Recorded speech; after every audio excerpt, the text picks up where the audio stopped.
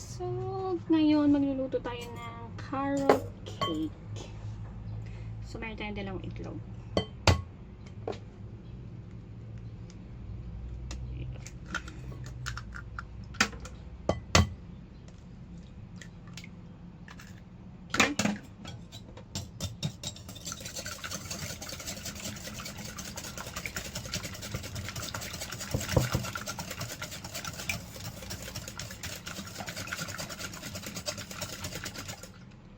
Ilagay natin ang ating 3/4 cup ng sugar.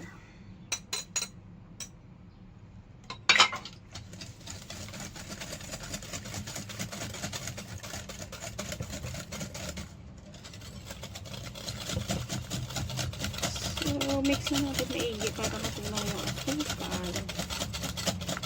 So, kung gusto nyo gumamit ng mixer, okay lang din, pwede. Pero ako kasi wala pang chipon cake lang mixer. Tamad. Then, lagay natin ang ating oil. 1/2 cup of oil. So, yung sukatan ko po is ayan. Yung rice cooker na sukat. Wala pa akong measuring cup. Mahirap lang po ako. Char.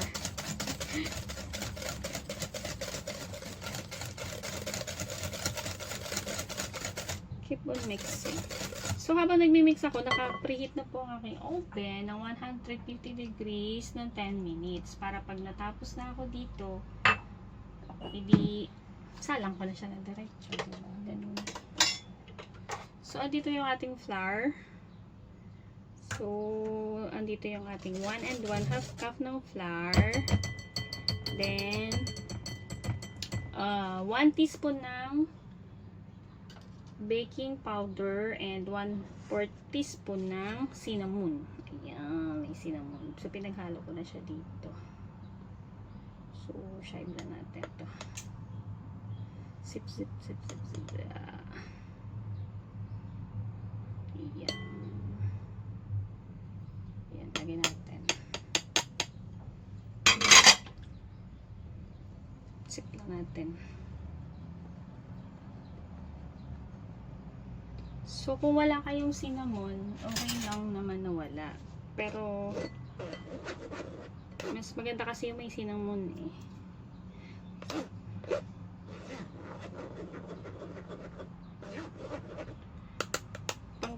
Ito kasi kinaiinit ang wala. Yeah. Ang kalat mo, girl.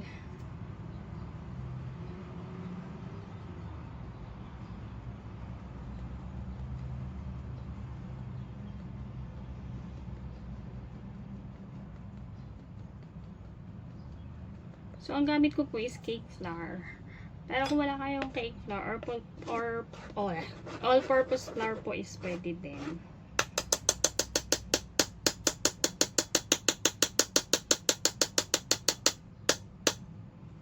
Sa lahat ng ayaw ko yung ganito eh.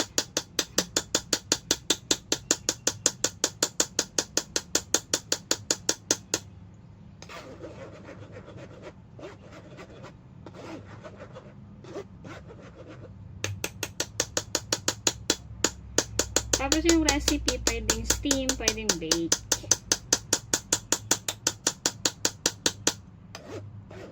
Pwede sa steam, pwede sa bake. Para kung wala kayong oven, steam nyo siya. So, kung wala kayong steamer talaga, pwede naman kaldero, kawali, basta may takip. Tapos, maghanap na lang kayo ng patungan. Like, yung 2 days na malaki, butasan nyo lang yun. Ang kabila nun, pwede pong butasan yun. Or kahit hindi nyo nabutasan, pwede din. Lagyan nyo lang ng, basta may patungan lang kayo na ano. Tapos takpan nyo. So, ayan na siya. Tapos na. Pwede na lang.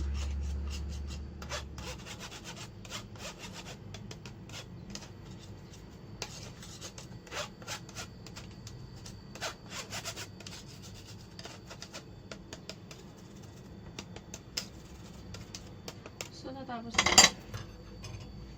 So, mix natin.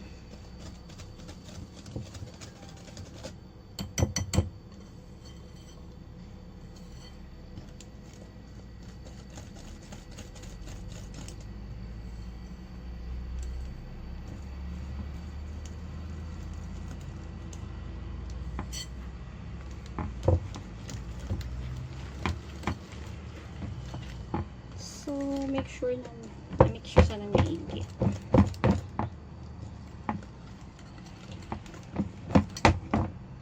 Pwede kayo mag-add ng nuts, like walnuts.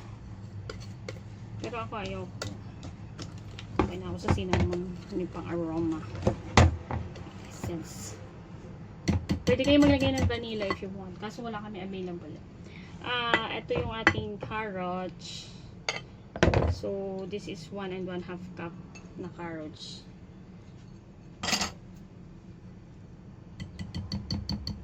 So, mix lang natin siya dito, guys. Okay, yeah. So, much better gumamit ng spatula rather than whisker.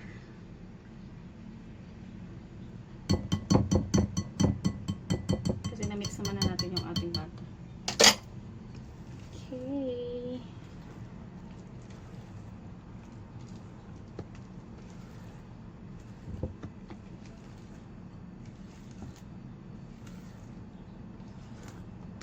So, that's it. It's all done. So, lagyan na natin siya sa ating mahiwagang baking pan.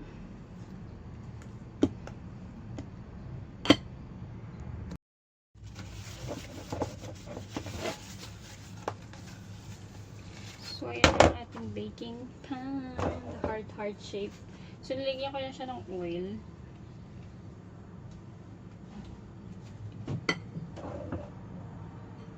So, lagyan natin siya dito.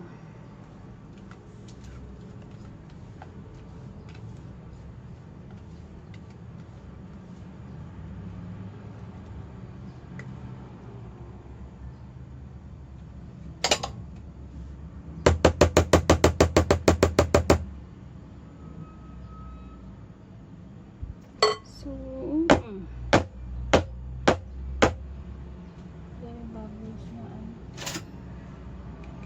may malaking bubbles. Pag may makita kayong bubbles, ganyanin nyo lang para wala.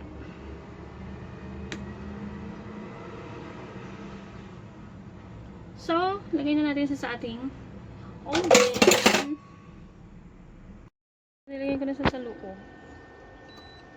Ay, pinatay ko. Nainit ko.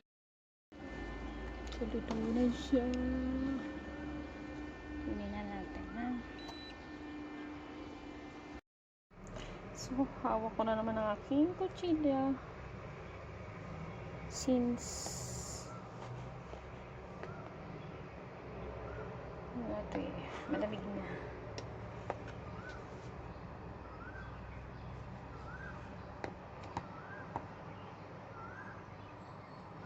Iniwan na ang aking puso. Yeah. So, ayan siya. Diba? Soft and fluffy na siya, guys. So, yummy. So, since pangkape lang to, so, kung gusto niyo na siya lagyan ng cream, pwede niyo siya lagyan ng ano nga ito? Cream cheese. Ayan. Since pangkape ko lang talaga siya, breakfast, alam niyo na. Ayan. So, may pang breakfast na ako tomorrow. Ayan. Pang umagahan. Pwedeng breakfast, pwedeng merienda. Diba?